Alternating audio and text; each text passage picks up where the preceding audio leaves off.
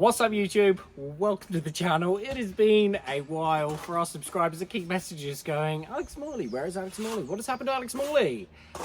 I am here, fear not. Luke and I, we have been absolutely flat out at work. So much so that it's just not been possible to get a decent video out. Hence, why it's taken so long to get back to the channel, but we are here. And in this video, we are going to discuss or go through ruling off your render straight.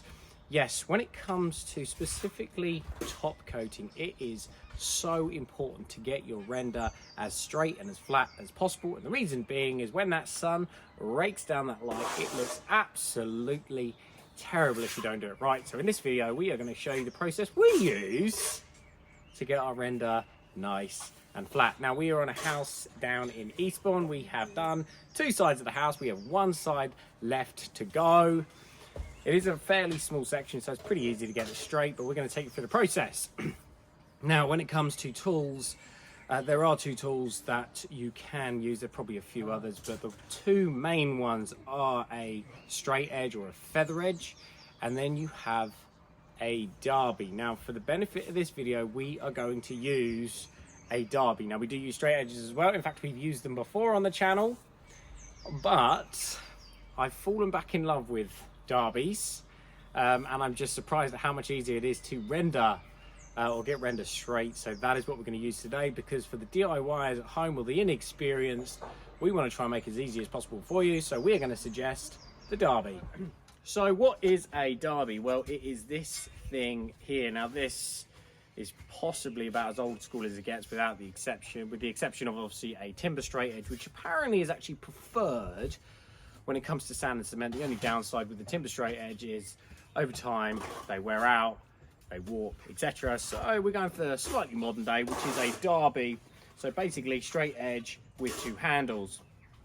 How does this differ to a feather edge? Well, what I was trying to do is somewhere on the screen I will put an example of a feather edge.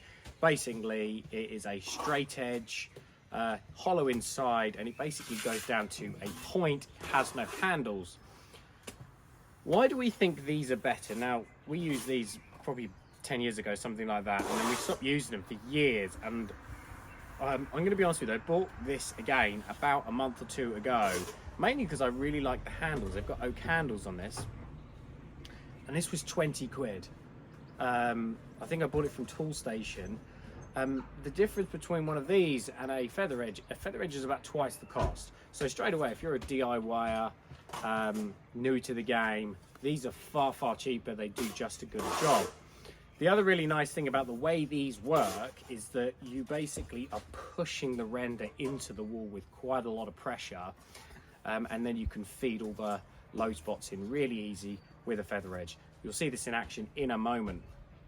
But because you're pushing so hard into the render, we have found, last few render jobs that we've used, it gives a really nice solid feel to the render when it's floated up. So let's get cracking. Now what I'm actually going to do is I've already done the top half of the wall, just because it's up on and off. The hop up is a bit of a pain. What I'm going to do is I'm just going to put this section on here, just where I've wet down the wall, put that on, and then we're going to see the feather edge in action. Right, okay, so Darby time. Now this has pulled in a little bit. It's been sitting a bit on the wall while I've been doing other things. But basically what we're going to do is we're going to push this against the wall. Now this is on fairly thick. So what I'm going to do is I'm just gently going to just take off a couple of high spots first. So side to side, like so. You can see those high spots in the middle there. That's just where I was a bit enthusiastic applying the render. So I'm just going to do an initial takeoff like so. So about 45 degrees. Just take off those high spots. What that'll do is if I try and apply loads of pressure right away with those high spots, it'll just tear the render off because it's not too thick. Right, doesn't help with this stupid cable here. So now what we're going to do is just take off some of these high spots. We're going to go 45 degrees again, but we're going to apply a lot of pressure. And we're just going to, again, just wiggle up the wall. Bit of gear on there, bit of render on the Darby, just push that back in. wiggle that up the wall like so. I've actually got a cameraman, or a camera lady, just to help you see the angle a bit better. Now I have done an initial up and down. So this is the sort of angle you're trying to look for. I'm pushing a lot of pressure on here because I've ruled most of this off. It's now fairly flat. Same again, lots of pressure. See how much easier that is with a straight edge with a Darby. And then the same with the side. We're going to try and match the bit I did at the top.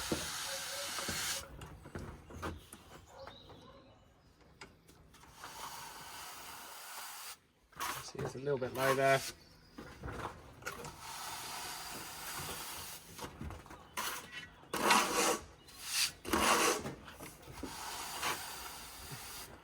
Let's have a look at how straight it is.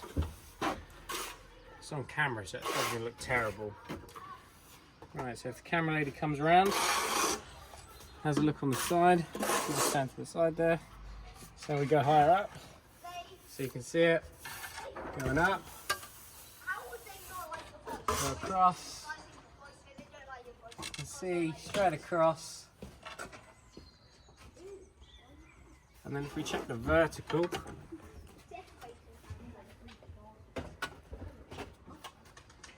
a little bit low in the middle there, so I just need to fill out that middle. But you can already see with very, very little effort, just using the Darby, straightened it out really easy. Now we also did as well, we actually have two Darbys.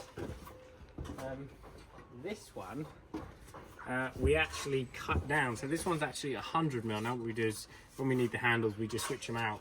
But when it comes to things like the top, with a little one, you can just get the top there and then just gently scrape out the top like so. And it makes it so easy for getting into fiddly little sections. Now we've got the bit down by the pipe, pain in the neck. What we're going to do, just use the little one just to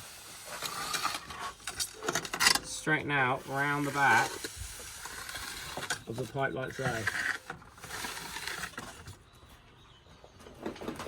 You can see on the camera, very little effort, just using a Darby. One of the other really nice things about a Darby, which we quite like say for instance the pipe's in the way, bit of a pain in the neck, can't get even pressure. One of the really great things specifically about this one here, what I'll actually do is I'll put a link in the description so you can see which one I bought. There's nothing fancy about it, they're all about the same. But you can just move the handle along like so. So when it comes to going behind the pipe here, I can still get decent pressure over here, and then just get behind the pipe really nice and easy.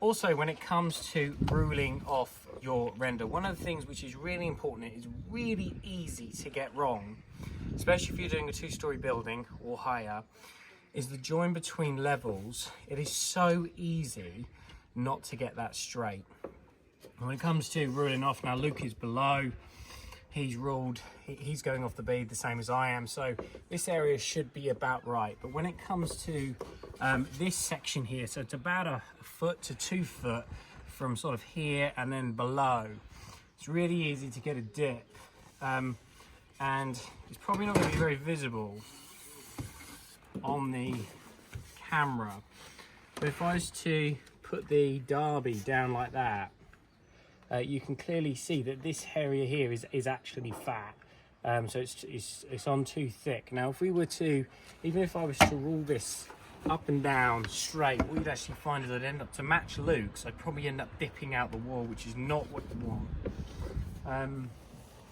Now where it's really handy is using a smaller one.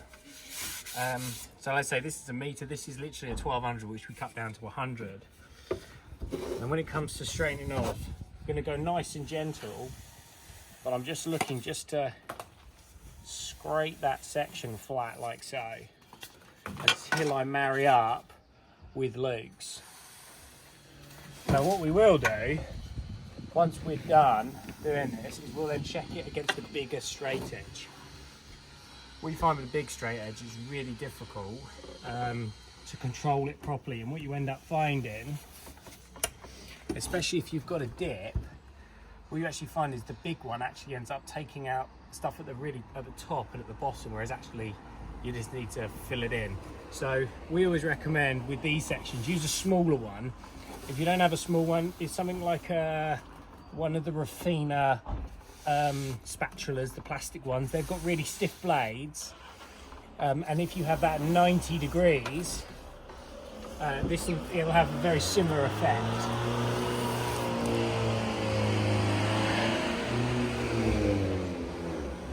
Good grief. I don't think the DPD driver realised that there was second gear. But that's really important. So you've done your tops, you've done your bottoms. Spend a long time getting that join between first and second level right, because certainly if it's low, when you come to float it, you will see that ever so slight dip, especially in the light, you'll see where it's dipped in. So just vertical between those two levels. Start with a smaller one like this, like a meter's. It's just much easier to move the render, go up in sizes. So we've got the 1200, and then we'll obviously check a much larger area, so 1800, 2 meters. Past that, you don't need to worry about it.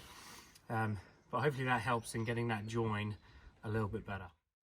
Okay, so now that you have ruled your render off, admittedly, I've done a bit of a cack job. I haven't made that much effort. There is a reason for it. It is fairly flat. I'm happy with it. I know I can get it with the float. Now it comes to floating up the render.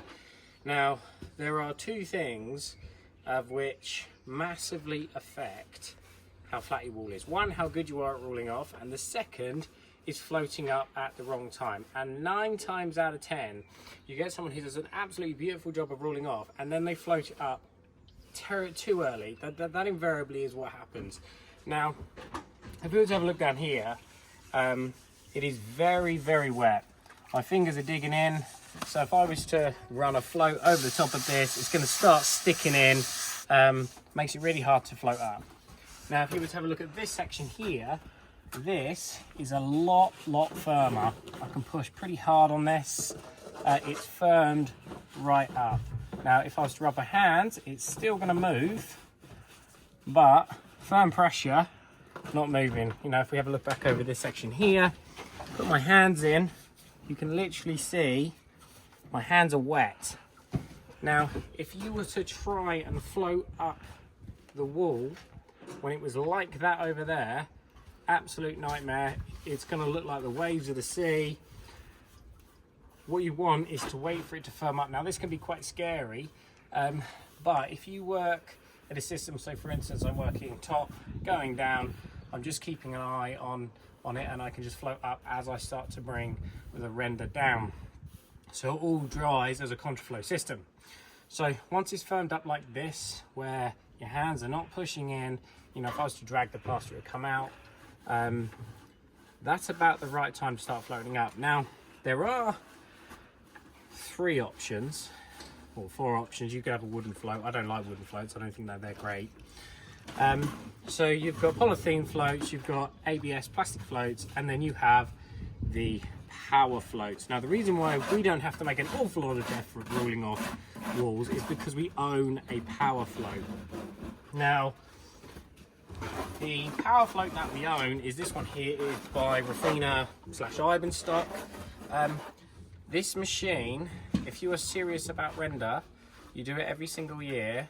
It is an investment. I absolutely guarantee one season of rendering, like if you have a whole house that you're rendering, which obviously goes into the thousands of pounds, buying one of these is a no-brainer. Now, this is the cordless version. When I bought it, which was about 2 or 3 years ago, it was about £1,000. And I know some of you might be thinking, oh my goodness, that is insane. Trust me, if you have a large render job, you will make that money back in no time. It does it, it renders it, it floats it flatter, faster, and it compresses it better. The thing you have to remember with regards to floating up, you are not only flattening the wall, you are compressing the wall. With this, you have a really wide float, with a lot of weight on it, so you're getting it really flat and really compressed. To this day, we have never had a crack in our render using this power flow. And the reason being is the weight you can put on the render to compress it is night and day. Every plasterer that's ever used this when they've come and worked with us has always been like, that is a game changer, blah blah blah blah blah. Now they do a corded version, which is about half the price. Personally, for us, we're working on scaffolds. You know, I remember saying to Luke the other day, if you had to choose between the cordless power float or the cordless mixer, which would you choose? Both of us said this. It is amazing. It is night and day how good it is. That said, I appreciate you might be a DIYer, or you've just started, or you can't justify £1,000 or 500 quid. What are your options? Well, to get a wall as flat as possible, ideally what you want to use is you want to use the largest float you can. Now admittedly they do make very long ones. I'll put a picture on the screen. I think it's a 1200 float. The reason we don't recommend those, although they're very good, they do go out of shape.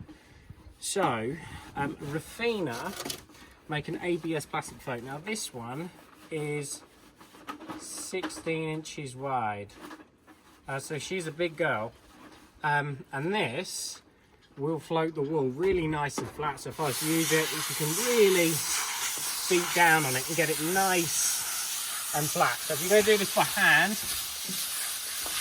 nice big float. Now what you'll see, so these are called diamond floats because they have a diamond on the back of them. These don't float up anywhere near as nice as polythene floats. The other thing as well is it doesn't compress the render anywhere near as much as a 12-inch polythene float does. So what we always recommend, if you don't have a power float, go over it with this first. So to get it flat, now what that's going to do is going to take out the high spot that you've got, like so. So you've got this section that you've power floated, and then get your power float. Now these polythene floats, they're dirt cheap, they last for quite a long time. Always recommend just knock the edges off them and then just go over the top. Now what you can do here is you can apply a lot of pressure to really push down hard, and then that's going to compress the render. Now because you flattened it with the big polythene float and you've let it pull in, what you're not going to get is those horrible surface of the moon sort of look. Okay?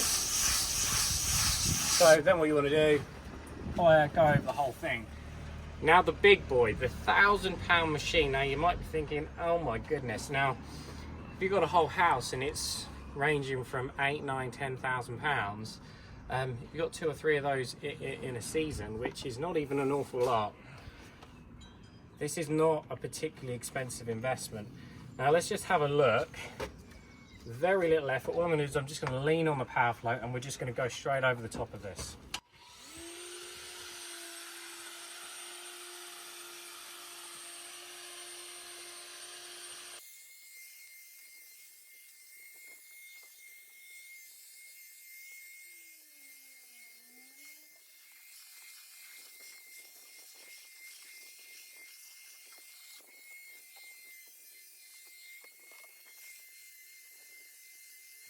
Right, okay, so that has had a quick pass over with the power float. Now I don't know how, if the camera comes around to the side, I don't know how flat you can see that. Now this has just had an initial pass. I've got a few areas here just to fill in by hand, but hopefully you can see now that not only was faster, I was able to apply way more pressure. I'm barely leaning on it, but it's 2 hands leaning on it, and you've got the weight of the machine.